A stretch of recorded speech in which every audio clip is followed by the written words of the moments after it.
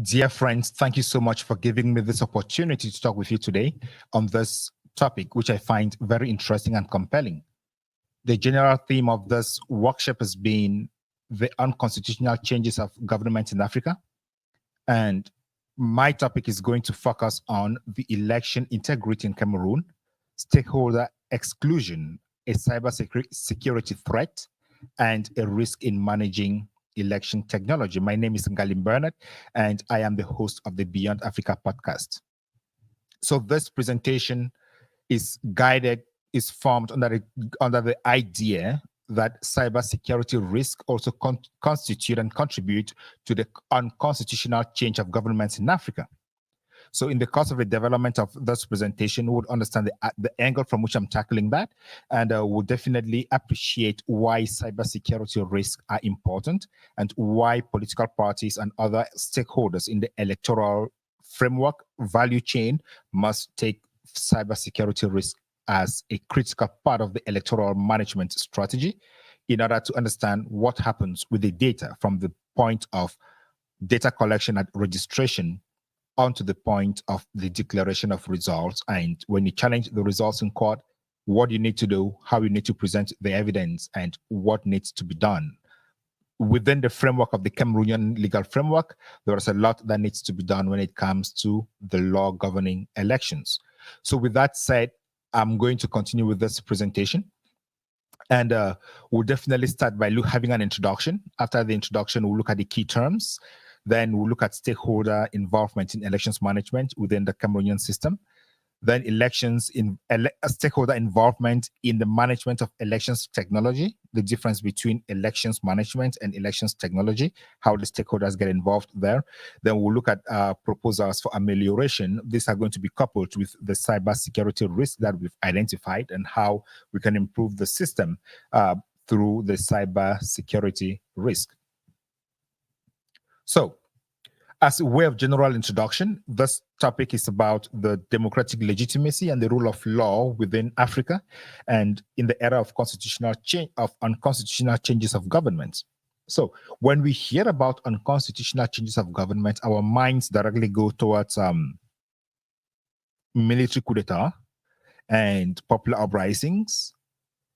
Sometimes we forget to look at how the electoral system itself could be abused or could be used to lead to an unconstitutional change of government. And that is what the focus of this presentation is actually going to be. So what are the key terms that we're going to have in this presentation? First of all, we're talking about elections integrity. What is elections integrity? It's basically the legal system that shapes the entire electoral process, ensuring that there is a transparent administration of the results of the process, that the results are accurate, that there is a dispute resolution process after the results have been declared or during the line to ensure that problems are resolved. And then the media that is taking part in the elections is unbiased. But most importantly, there is supposed to be an inclusive participation. All the stakeholders involved in the elections should have a role to play, should understand what is happening within the electoral system so that they are part of it, they understand the risk that the elections run, and they know why certain mistakes happened. As such, nothing is hidden from any person, and there is absolute transparency. So with that said, let's look at election stakeholders. Of course, there is the citizens, who are the people, they constitute the electorate. Then we have the candidates. The candidates sometimes are from political parties, sometimes they are independent. Then we have the election authority, that is the elections management authority, which in the case of Cameroon is ELECAM. Then what is election technology? Election technology is any device that is computerized, uses any kind of computer system to capture voter registration, process the voter registration, used in processing voter registration identity, used in producing ballot papers, running elections, counting elections, and declaring electoral results. The essence of introducing election technology is to ease the system of elections so everybody can have a certain degree of assurance that the process is transparent and the evolution can be followed and can be eased.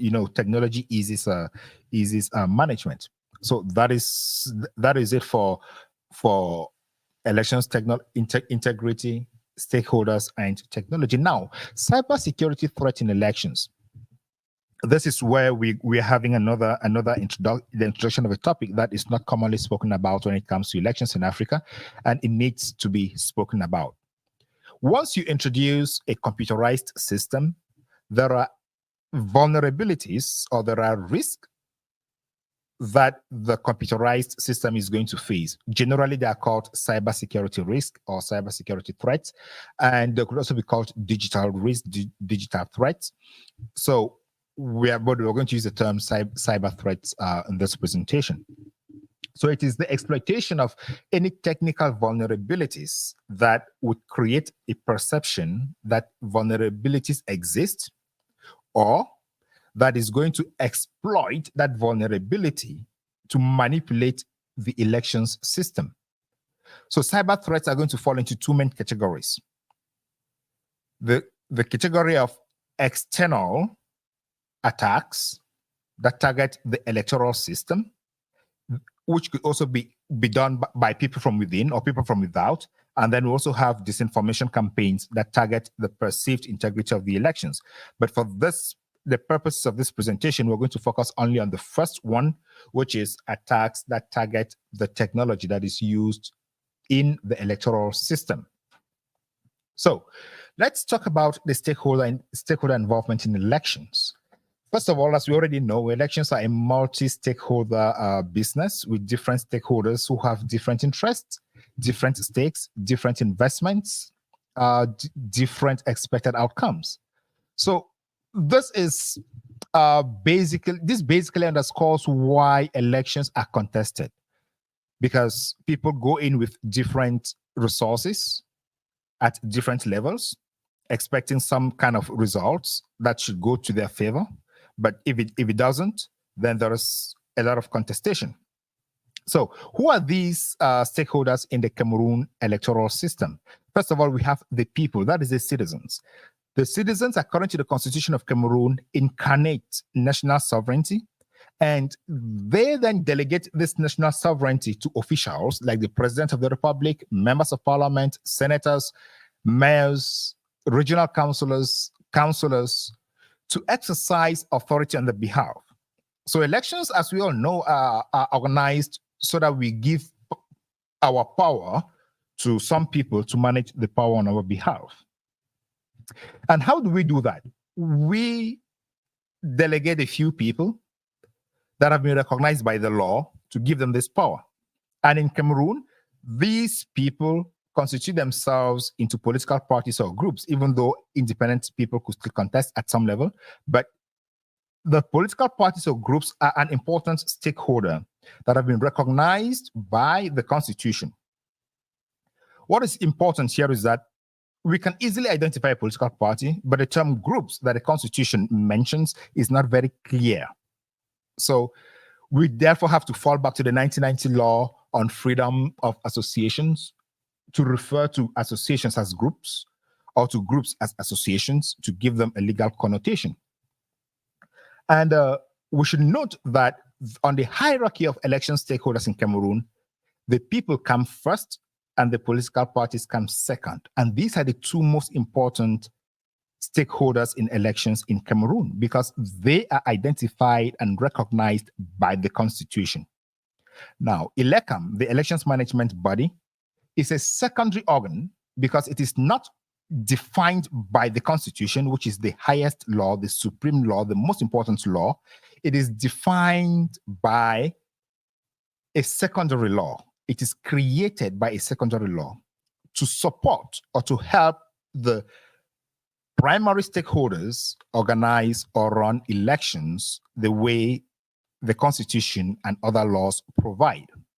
So in a sense, ELECAM needs to work on behalf of political parties and the people. ELECAM needs to respect the political parties and the people. ELECAM needs to integrate what the political parties and the people want because they are more important on the elections hierarchy than ELECAM itself.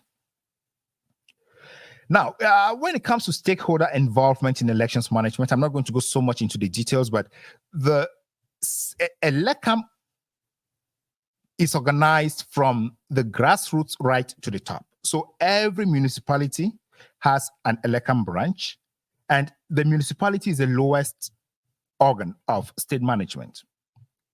So all of them have an ELECAM branch, and they have different polling stations, voter registration stations, commissions that work together. At the divisional level, we also have them. At the national level, we also have them. And at the divisional and national levels, they're a little bit different because they're supervisory and they're concerned with the counting of votes. At the local level, at all the levels, subdivisional, divisional, and national, every party is involved within that structure that has been formed, whether it's a commission or a committee. All the stakeholders are involved. Now, the problem we have here is that despite the fact that they are involved within those commissions, there is no mention about the management of electoral technology. So despite being together, making decisions together, they do not have a say or an understanding or the right to know how the elections technology works.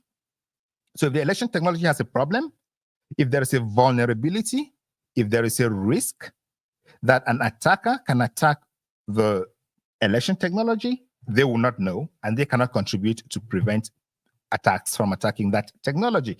So the elections technology is an entire preserve of ELECAM, the elections management body.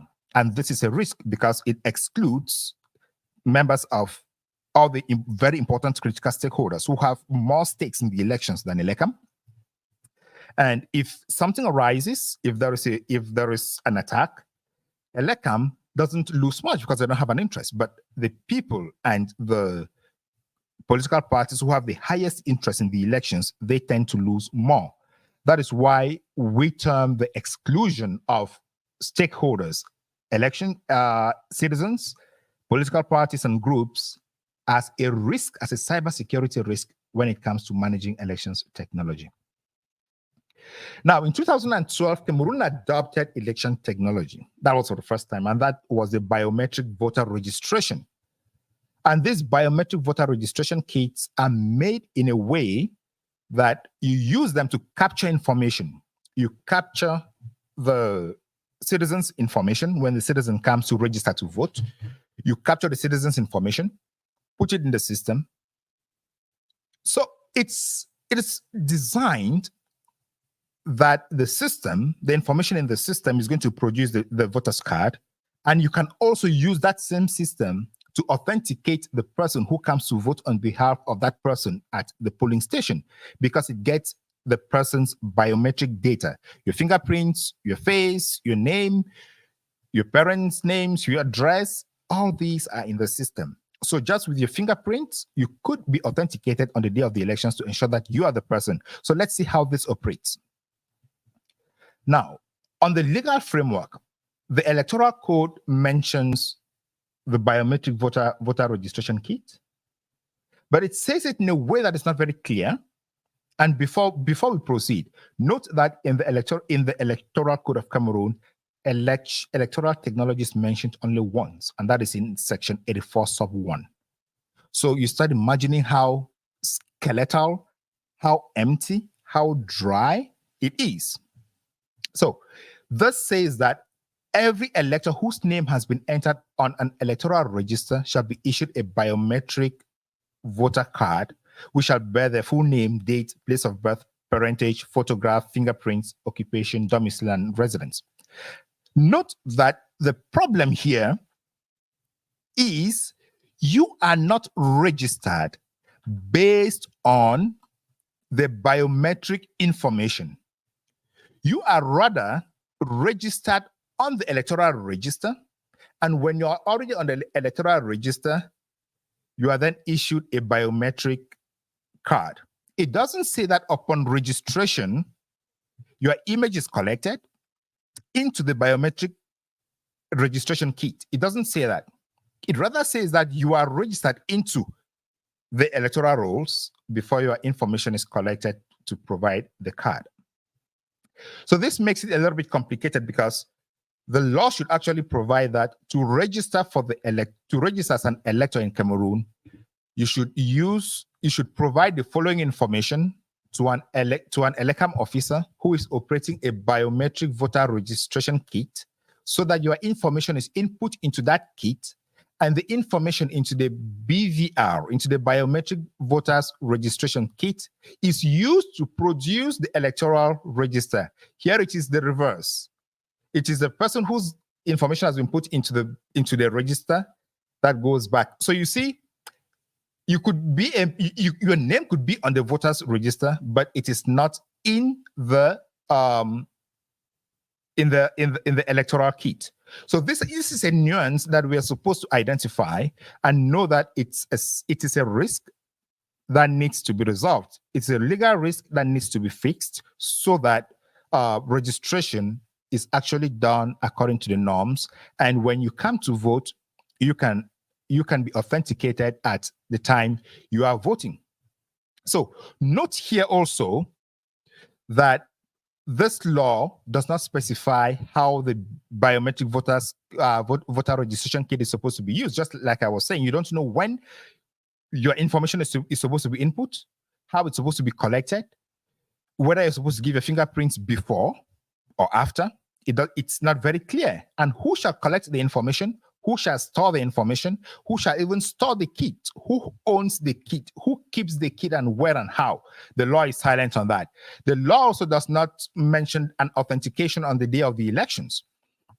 This is critical because on the day of the elections, anybody can come and vote using your card because you are authenticated on the voter register, not based on the biometric voters registration kit that you have.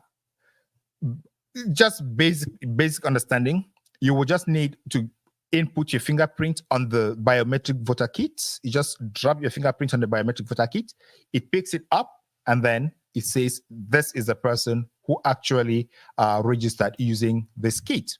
But now, that is not what we have here. So it complicates the system and makes it even more difficult to authenticate people who have registered to vote. Another problem with this is that the legal provision is so scanty, it does not provide any necessary material on how to protect the data that is in that system.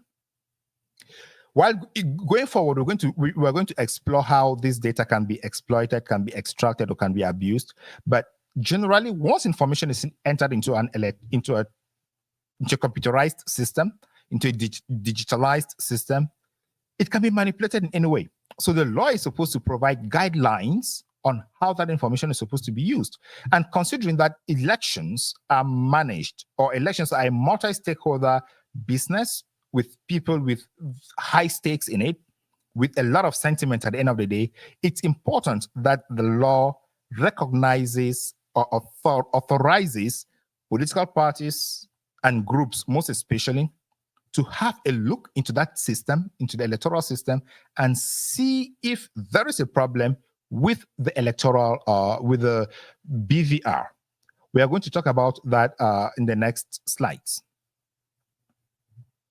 So now let's settle down on what cybersecurity risks are involved in managing elections technology and the need for legislative reform. We're going to look at the risk on one side, then we look at the legislative reform, what could be proposed in the law on the other side.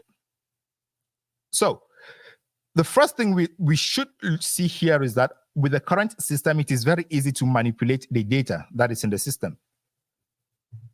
You know, Elecam alone has access to the voter registration kit, and Elecam can easily delete information, can delete the names of people who are registered, or can add the names of people who are not registered, or can change the addresses of those who registered, or can mismatch fingerprints or can mismatch anything or change their polling stations, change where they are supposed to vote, change where they registered, because only Elecam has access to that data. So Elecam will come and publish the list at the end of the day before elections for people to verify and make corrections. But still, if you come and say that your name appears in polling station A, whereas you're supposed to be in polling station B, you will need to comply with what Elecam tells you. You cannot have that evidence to show to the courts or to a supervisory authority that you registered for polling station A. Likewise, you could come to vote and you don't find your name completely. That would mean you have to move around the whole subdivision or the whole municipal area to look through all the polling stations to see where your name is, which is very costly and very difficult to do. Elecam could equally decide to add names into the electoral registers after people have registered, and nobody would know that.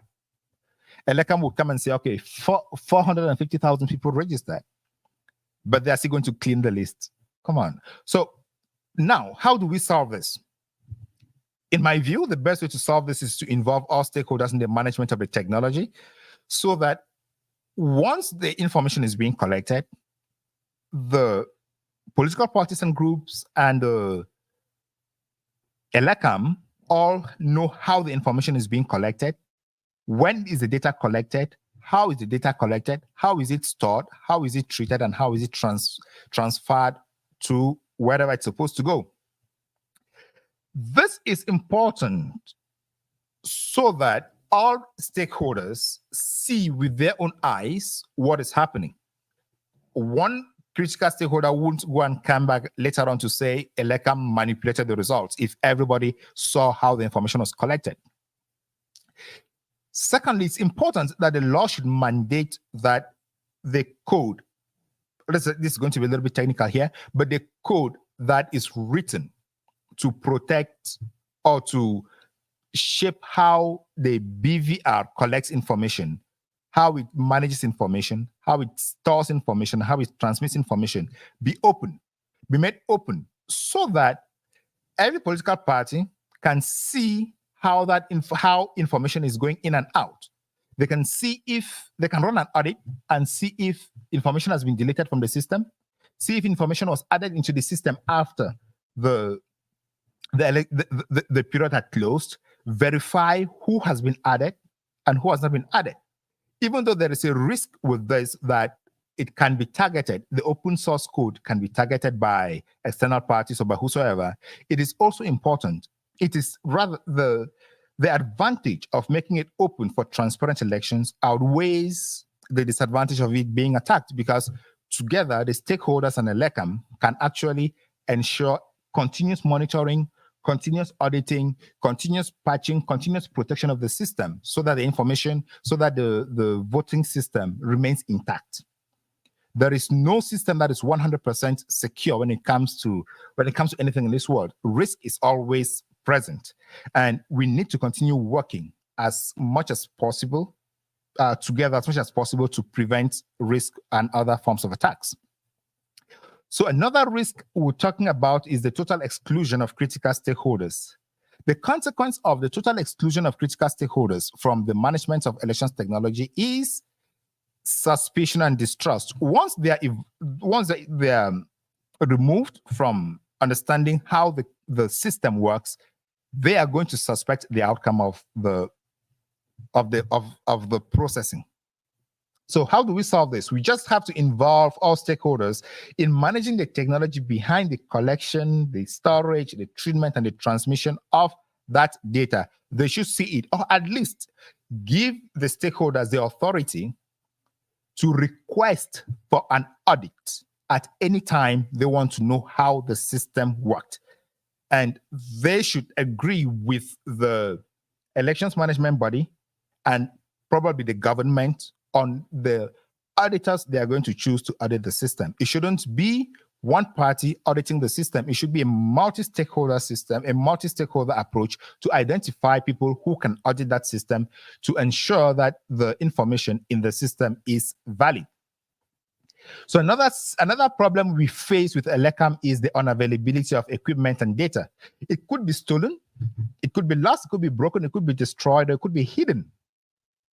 How could this happen? Elecam's systems are not connected in a way that would protect the system, that would protect the information. When all the information is collected at the local level, at the municipal level, they then transfer the information from the biometric voter registration kits into external memory cards, external flash drives, and they take these physical flash drives to the regional level where all the information is compiled before it is transferred to the national level. Now, the person who is transporting this flash drive or this external memory card can easily misplace it. It could be stolen from the person. It could be hidden. It could be destroyed. And of course, it could be attacked by a virus. So what is the best way to do this? The best way to transfer this information is to ensure that the information goes to you back it up into the cloud, into cloud technology. Immediately it comes into the BVR, into the biometric voter registration system. If you do it that way, that information is not going to be lost easily. It's not going to be stolen easily. It's not going to be destroyed easily. And it's not going to be hidden easily. So it's easy to manipulate it, to protect information when it is collected through that means. Now, if we are supposed to go by the way that the information is controlled now, one thing Elecam should do is to ensure that all their flash drives, and there should be written procedures and inscribed in the law, mandating that all the information should be encrypted so that no one who does not have access to that information can get into that information. Even if you're backing up the data into the cloud immediately, it should be encrypted so that no one can get in and upset, destroy, eliminate, or delete some of the information. Also, there is need for mandatory employee training and awareness. Some of the Elecam employees are actually trained and they know what they're doing. Good. But it should be continuous. It should be continuous, especially with the evolving technology. Then the new law should also ensure that there are regular audits and monitoring. And this, like I said in the previous slide, should be a multi-stakeholder affair where the political parties, the groups, and Elecam both sit and decide on whom they are going to hire as the technical partner to monitor. And one thing is, the company that supplies the technology should not be the company that audits itself, because it will just be like you're telling the treasurer to audit himself, which is not going to produce fair results. Now, with this view, the current system has too many shortcomings, and there is a need to protect the system. If not, people keep on doubting the outcome of the elections. Let's look at the future. One thing is clear: technology is advancing, and technology is becoming part and parcel of every activity in life. And Elecam is definitely going to be buying more technology to run elections in the future. So the system is going to become more digitized, more complicated, more open to cybersecurity risk, and it will need more protection. So, like I've been insisting, there is a need to involve all critical stakeholders to foster that active participation in protecting the system.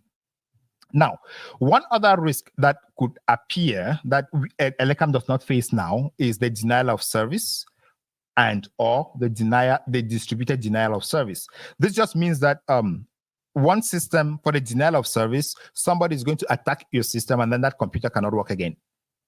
So in Elecam's systems, especially in the national database, in the electoral national database, this system is supposed to be protected in a way that people cannot attack it. Continuous monitoring, continuous auditing, continuous protection so that people cannot attack it. Now, that is for one computer, maybe for that office. Now, if there is a wide system, it's open for everybody to use a computer anywhere in the country to vote. or if all the systems of Elecam are connected to one database, one attack could block all those systems. That is going to be the distributed denial of service, and all the systems will not work. And if all the systems do not work, Elecam is going to be in trouble. So there is a need to mandatorily back up all the information that Elecam processes into the cloud into the cloud, so that if the systems are attacked, once they are restored, Elecam goes back to the system, to the cloud, and brings back the information and makes it available. Because sometime in the future, people will start voting on computers. And when you're voting on your computer, you shouldn't, the election should have been cancelled because there was an attack. So that is looking into the future. And like I'm saying, the new electoral law, the future electoral law should actually consider looking at protecting the electoral system more than what is currently in place. And by way of conclusion, stakeholders are not only critical in the management of elections, but their exclusion constitutes a risk. The more you keep critical stakeholders out of the management of elections, especially election technology, you are already breeding suspicion, you're already breeding doubt, and of course, the results are going to be contested.